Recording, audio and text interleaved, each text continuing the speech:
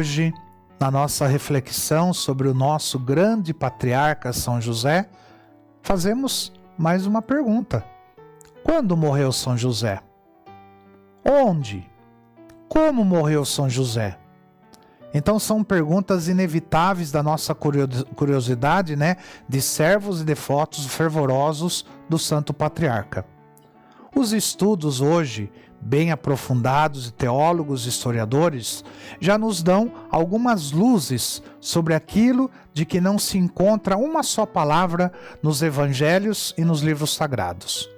Realmente, nada se encontra na Escritura e na tradição e em nenhum dos escritos dos doutores que nos fale da morte de São José e das circunstâncias que a acompanharam.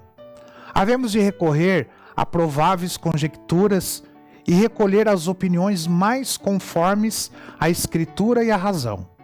Este é o método de todos os teólogos e autores josefinos, entre eles o célebre Isidoro de Solano. Quando morreu? Os autores não estão de acordo.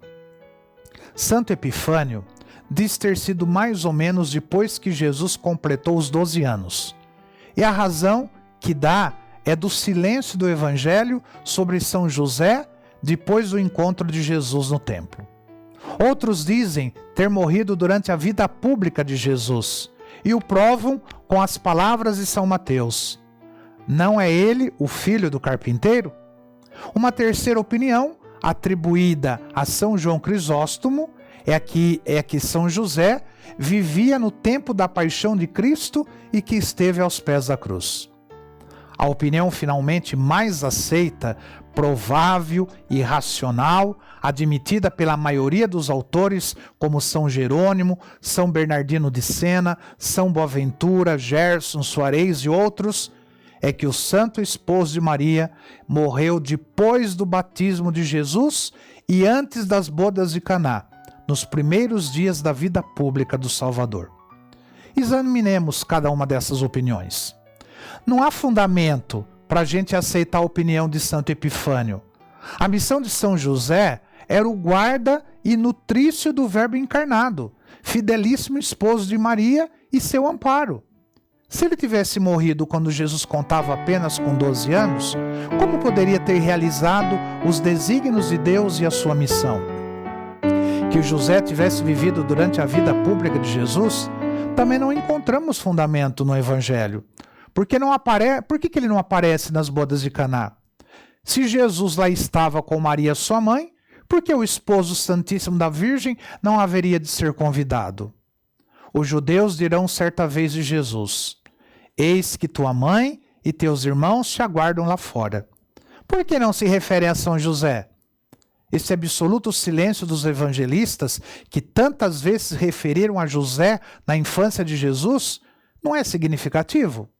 Não prova que teria já morrido o pai adotivo do Salvador?